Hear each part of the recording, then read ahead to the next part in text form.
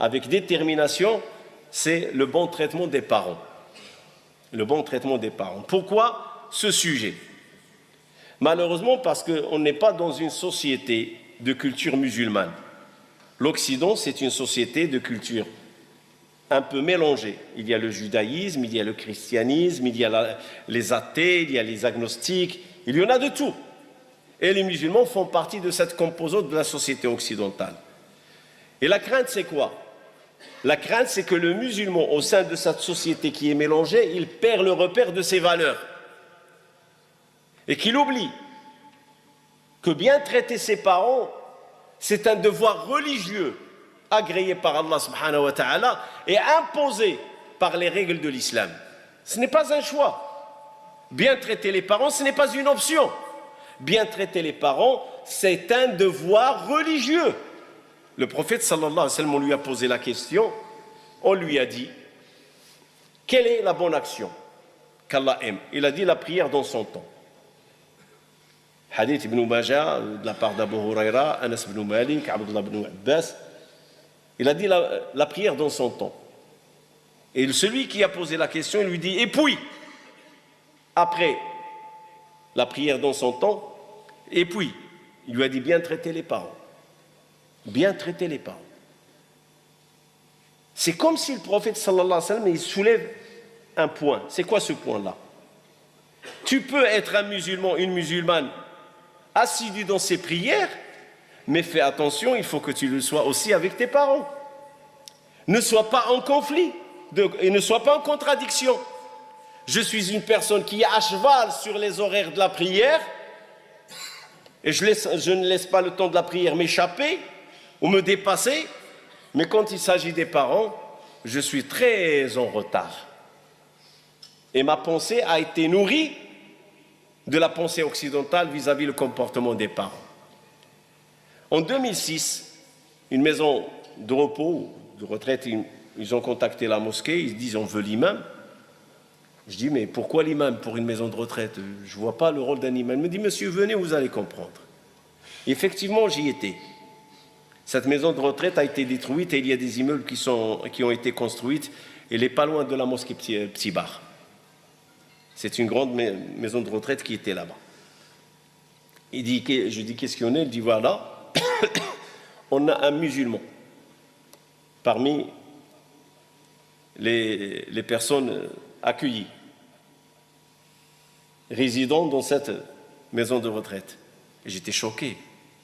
En 2006, le phénomène commence à se répandre et les musulmans commencent à rentrer dans la maison des retraites, les maisons de repos. J'ai dit, il n'y a pas de famille. Il a dit, on a contacté la famille, on a téléphoné, personne ne donne suite. Et le problème, c'est que ce monsieur, il est en phase finale, il va mourir. On fait quoi avec? Parce qu'on sait que parce qu'ils en ont des personnes juives. Un juif, on n'a pas le droit de le toucher. Quand il meurt, on appelle le rabbin, on ne le touche pas. On ne touche pas le corps, c'est interdit. Il n'y a que le rabbin qui peut toucher le corps d'un juif quand il meurt. Les chrétiens, on appelle un prêtre et on sait qu'est-ce qu'il faut faire. Les athées, on sait qu'est-ce qu'il faut faire. Même pour un musulman, on ne sait pas. Que doit-on faire avec le monsieur quand il va mourir? Comment on va traiter son corps? Comment on va le préparer? Mais c'est un choc que les musulmans commencent à penser de la sorte, à abandonner le papa, il a sa retraite, il a sa pension, il va payer pour une maison de retraite. Mais où est le devoir religieux? Où est le devoir de la religion? Et c'est ça la crainte. La crainte, c'est qu'on est dans une société, ce sont des choses commercialisées. Les maisons de retraite, ça coûte de l'argent. Et ça ramène. C'est un fonds de commerce. Ne croyez pas que les maisons de retraite, c'est gratuit. Ça coûte. Et dans la pensée occidentale, les personnes travaillent pour une bonne retraite. Pourquoi? Parce que tu te dis, à la fin de ma vie, je peux avoir accès à une bonne maison de retraite, une bonne maison de repos.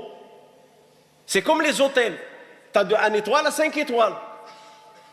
Est-ce que c'est cette pensée-là qu'on veut aujourd'hui, que nos enfants, que la jeunesse musulmane adhèrent à la pensée des maisons de retraite? Le papa, il a une retraite, ben, s'il n'est pas satisfait, il n'a qu'à choisir une maison de retraite. Ben non, il y a un devoir. Allah subhanahu wa ta'ala a relié le bon traitement des parents avec son adoration. Allah ta'budu illa iyyah wa bil walidayni ihsana. N'adorez qu'Allah et bien traiter les parents. Pourquoi? Parce qu'il y a la logique. Après Allah subhanahu wa ta'ala, qui est la cause de ton existence?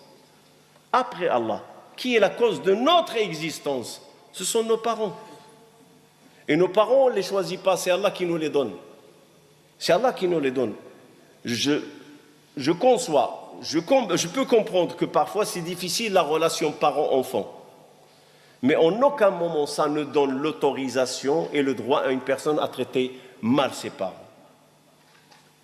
Parmi les exemples, Al-Hafidh al-Dhahabi, qui est très connu dans le domaine de la science des hadiths, et il est très connu dans la science spécifiquement dans la science des hommes, on l'appelle Hafidh, il avait la maîtrise des hadiths, mais aussi il y avait une science à côté, c'est la science accréditer, discréditer les narrateurs. Et il avait la maîtrise. Quand on cite un narrateur, Al-Hafidh al-Dhahabi est une référence, il va nous dire si ce narrateur il est crédible ou il n'est pas crédible.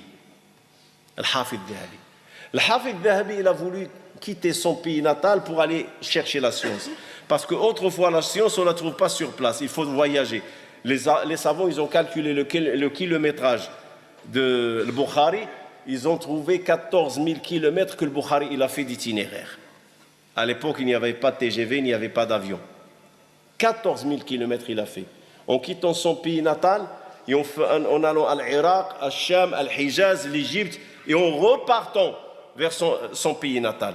Ils ont calculé 14 000 kilomètres et quelques qu'il a fait de voyage pour devenir Al-Bukhari, le grand maître de la science du hadith. Al-Dhahabi, il a voulu voyager aussi. Sa mère lui a dit non, tu ne voyages pas. J'ai besoin de toi. C'est mes études, non, tu restes avec moi, j'ai besoin de toi. Il a obéi. Et chaque fois, il renouvelle la demande. Chaque fois, il renouvelle la demande. Maman, j'aimerais bien voyager. J'aimerais bien aller chercher la science. Tu restes avec moi. Il est resté avec sa mère jusqu'à ce qu'il l'a enterré. Et quand il a quitté son pays natal, Allah subhanahu wa ta'ala l'a aidé à rattraper tout le retard. Parce qu'il a été bien avec sa mère, tout le retard l'a rattrapé.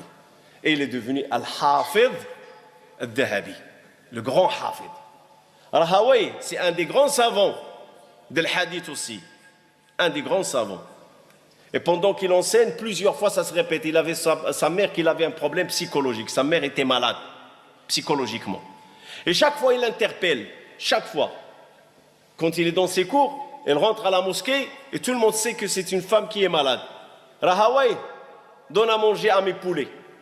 À mes poules. Il avait un poulailler, va donner à manger. L'homme, le savant qui enseigne, il quitte le cours, il va chez lui, il prend le manger, il va dans le poulailler, il donne à manger, il revient. Une fois, un de ses élèves lui dit « Maître, n'importe quel élève parmi nous peut te satisfaire et répondre à la requête de ta mère. Tu n'as qu'à désigner un de nous, chaque fois qu'il vient demander, on va répondre à son besoin et on va donner à manger. » Il leur a dit « Écoutez-moi, obéir à ma mère, c'est une obligation. Vous enseigner, c'est secondaire.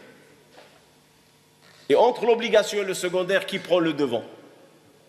À qui la priorité? À ma mère. Et peut-être aussi, je peux ajouter, que peut-être la maman n'acceptera jamais qu'il y a quelqu'un d'autre qui donne à manger au poulet. Et qui n'acceptera jamais. Elle veut voir son fils, parce qu'il peut être le grand savant.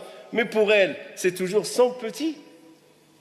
C'est son petit, c'est son fils. C'est ça les mamans, tu peux grandir. Et c'est ça que les jeunes n'acceptent pas parfois. Mais arrête maman, j'ai 25 ans, j'ai 30 ans, je ne suis plus un bébé. Mais non, pour la maman, tu es toujours un bébé. Et pour le papa, tu es toujours pareil. Tu peux grandir, tu peux devenir ce que tu veux. Mais elle te regarde, tu es une partie qui est sortie d'elle.